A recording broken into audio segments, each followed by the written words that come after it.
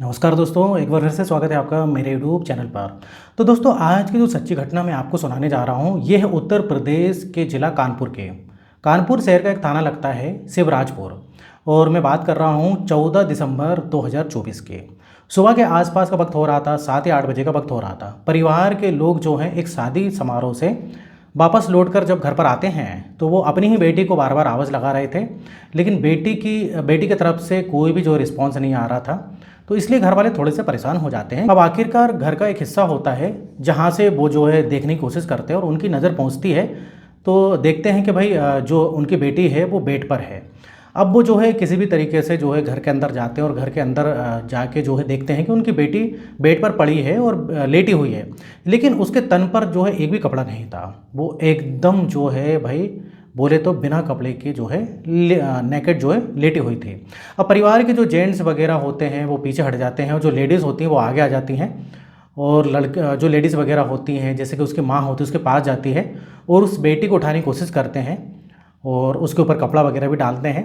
लेकिन भाई बेटी जो है बेसुध अवस्था में थी। उससे मतलब उसको जो है कुछ भी होश नहीं था कि कौन मुझको उठा रहा है, क्या हो रहा है। अब दोस्तों, इधर होता क्या है कि उसकी जो बॉडी है पूरी अकड़ जाती है और ऐसा कहा जाता है कि भाई मरने के कुछ घंटे बाद या 8 घंटे बाद बॉडी जैसी अवस्था में रहती वैसे ही रहती है, क्योंकि वो अकड़ जाती है। तो भाई परिवार जब देखते हैं इस प्रकार से तो सबकी खुली की खुली रह जाते हैं और वो सोचने मजबूर हो जाते हैं। माँ रोने लगती है, परिवार के बाकी लोग भी रोने लगते हैं। अब इस रोने पीटने की आवाज़ें जो है आसपास के घरों में तक जाती है और वो भी जो है सब लोग जो है इकट्ठा हो जाते हैं, आस पड़ोस वाले जितने भी हैं। अब इसी बीच में क्या होता है दोस्तों, कोई व्यक्ति जो होता है वो पुलिस को फ़ोन कर देता है। अब पुलिस को जैसे ही सूचना मिलती है कि भाई यहाँ पर इस तरीके की घटना हो चुकी है, क्योंकि भाई परिवार के लोगों को भी लग रहा था कि ये घटना कोई सामान्य घटना नहीं है, ज़रूर कुछ ना कुछ इसके पीछे कुछ है। अब पुलिस जो है मौके पर पहुंचती है और पुलिस आने के बाद जो है फॉरेंसिक जो टीम होती है इस मामले की जो है जांच पड़ताल में जुड़ जाती है। अब उस लड़की की जो लाश होती है उसे कब्जे में लेती है। ये लड़की 12वीं क्लास की छात्रा होती है और उम्र लगभग उसकी 17 साल की होती है। अब परिवार के लोगों से पूछा जाता है कि तुम जो है जब ये घर में अकेली थी तो तुम लोग सब कहाँ गए थे। तो वो भाई जो है कानपुर देहात के गांव लगता है असलतगंज, वो शादी समारोह में उधर पर गए हुए थे शामिल होने के लिए। अब देखिए, बेटी से भी बोला था कि बेटी तुम भी शादी में चलो, लेकिन बेटी शादी में जाने के लिए इनकार कर देती है। अब भाई जो है पूरी जो गांव में जो है बात फैल जाती है। अब देखिए, इस गांव में जो है भाई उनका एक बेटा भी रहता था, तो थोड़े ही पास में बेटा रहता था। तो बेटे की जो है शादी हो चुकी थी, तो बेटा और उसकी जो वाइफ थी वो भी जो है घर पर पहुंच जाते हैं। अब वो बेटा ये बोलता है कि भाई मेरी जो 5 साल की बेटी है रात में तो इसी के साथ थी, इधर ही रुकी हुई थी रात में। तो अब भाई उस बेटी से भी पूछा जाता है जो कि छोटी होती 5 साल की बेटी होती है, लेकिन भाई वो बहुत छोटी थी, बताने में असमर्थ थी। अब पुलिस की जो फॉरेंसिक टीम है वो फॉरेंसिक टीम मामले की जो है जांच पड़ताल में जुट जाती है। घर के हर एक छोटे से छोटे हिस्से को जो है तलाशा जाता है, ये देखने के लिए कि कहीं कोई ऐसी चीज़ मिले जिससे कि पता चल सके कि आखिरकार इस लड़की के साथ कुछ गलत हुआ है, ये किसने किया है और क्यों किया है।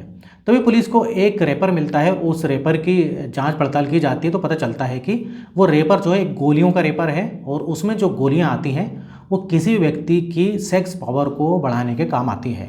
इस तरीके की गोलियां पुलिस को जो है या पुलिस को जो रेपर मिलता है।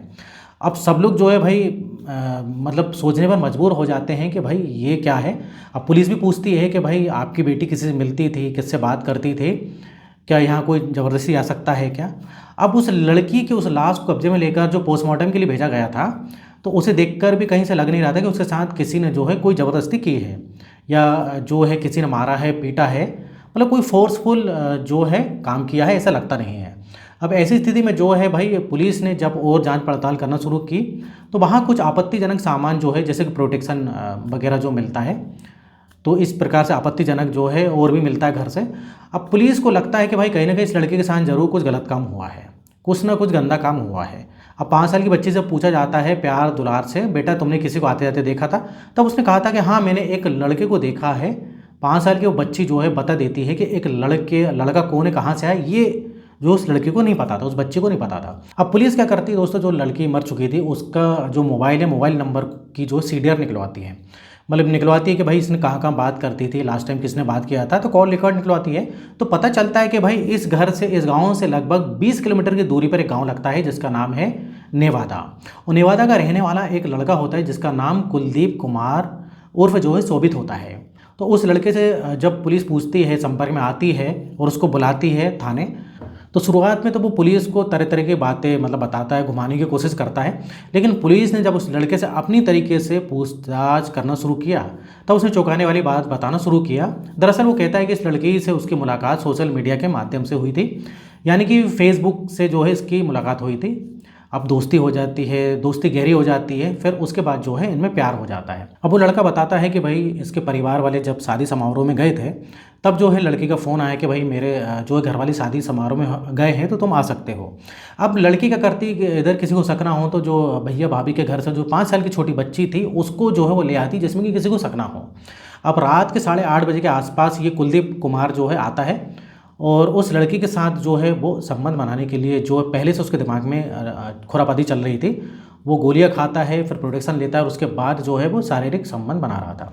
अब लगभग 8:30 बजे से कहानी शुरू होती है और सुबह के लगभग जो है 3:15 का वक्त हो जाता है। लेकिन इस 7 घंटे के अंतराल में उस लड़की के तन पर कोई कपड़े नहीं थे। हालांकि इस बीच में उस लड़की को ठंड जरूर लगी थी। जब ठंड लगी तो चूल्हे पर आग जलाई जाती है ताकि उसे तपाया जा सके, लेकिन उसके बावजूद भी उसने उसको कपड़े नहीं पहनने दिए और उसके साथ ऐसे ही गंदा घिनौना जो है कृत्य जो है वो लड़का करता रहा। अब वो इसलिए करता रहा क्योंकि उसने दोस्तों को लड़की जो लड़का था उसने बहुत सारी मतलब उसने गोलियां खा के रखी थी। अब गोलियों की वजह से वो काफ़ी देर तक ऐसा करता रहा और कब ना जाने उस लड़की की तबीयत इतनी ज़्यादा ख़राब हो जाती है, लड़का समझ ही नहीं पाता है और वो लड़की बेड पर लेट जाती है और वो शायद उसने आराम करने की कोशिश की, कुछ भी हो सकता है। लेकिन लड़का समझ नहीं पा रहा था कि भाई आखिरकार मैं करूं तो क्या करूं, कैसे इसे राहत दूं, क्या किसी को आसपास के लोगों को बुलाया जाए या फिर कोई मदद मांगी जाए। उसने इस तरीके की वैसे कोई भी जो है समस्या उत्पन्न हो रही थी उनसे निकलने के लिए कोई भी रास्ता नहीं खोजा। अब उसने ये देखा कि भाई किसी भी तरीके से घर से बाहर निकल जाएं और शायद भाग जाऊं तो मैं बच जाऊंगा और किसी को पता नहीं लगेगा। अब वो अपने घर वापस भाग जाता है और अगले दिन 14 दिसंबर 2024 के 12 बजे के आसपास का वक्त होता है। ये सूचना सोशल मीडिया पे बहुत तेज़ी से वायरल हो जाती है कि पास में गांव है और गांव में एक लड़की है, रात में उसके घर वाले शादी समारोह में गए हुए थे, वो लड़की की मौत हो जाती है। अब दोस्तों इधर होता क्या है कि पुलिस इस लड़के को गिरफ्तार कर लेती है।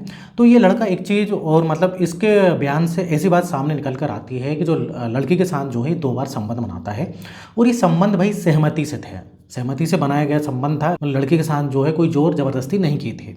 तो ये तो बात ठीक है, लेकिन जो पुलिस होती है ना, पुलिस क्या करती है कि भाई ये इस लड़की की उम्र 17 साल थी, तो 17 साल थी मतलब नाबालिग थी, तो जो है पुलिस रेप का केस लगाती है और साथ ही साथ पोक्सो का जो केस है मतलब पोक्सो का जो इसमें धाराएं लगती वो भी लगाती है। क्योंकि कहीं ना कहीं लड़की भाई 17 साल की थी, तो भले ही वो सहमति हो लेकिन जब नाबालिग होते हैं तो वो जो है मान्य नहीं होता है। तो भाई जो इन धाराओं में जो इस लड़के को गिरफ्तार कर लिया है और गिरफ्तार करने के बाद इसको जो है जेल भेज दिया है। और जो लड़का होता है वो भाई बालिग होता है, तो जो है इसको जेल में भेज दिया जाता है। अब लोगों को जो है यकीन नहीं हो रहा था कि भाई 17 साल की लड़की जो कि कक्षा 12वीं में पढ़ रही थी उसको अपने करियर के बारे में सोचना चाहिए था, और कहाँ इस सोशल मीडिया के झमेले में पड़ गई और एक लड़के से दोस्ती कर बैठती है। और दोस्ती कुछ इस तरीके की होती है कि भाई प्यार हो जाता है, उसके बाद जब घर पर कोई नहीं होता है तो उसको अपने पास बुलाती है। इस तरीके से जो भी हुआ दोस्तों काफ़ी बेकार हुआ, भयानक हुआ। तो इस दोस्तों घटनाक्रम को सुनाने का उद्देश्य मेरा जो है किसी को परेशान करना नहीं, किसी को दिल दुखाना नहीं है, बल्कि आपको जागरूक करना है।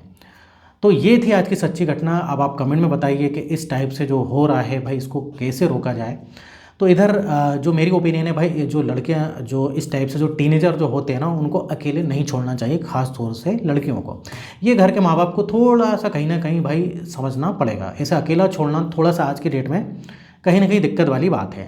तो दोस्तों इधर वीडियो खत्म होता है। वीडियो पसंद है वीडियो को लाइक करिए, और इस टाइप से जो है मैं वीडियो बनाते रहता हूँ सच्ची घटनाओं पर लेकर। तो अगर आपने अभी तक चैनल को सब्सक्राइब नहीं किया है तो चैनल को सब्सक्राइब कर लें। तो फिर मिलेंगे नेक्स्ट वीडियो में, और यहाँ तक वीडियो देखने के लिए आपका बहुत बहुत धन्यवाद।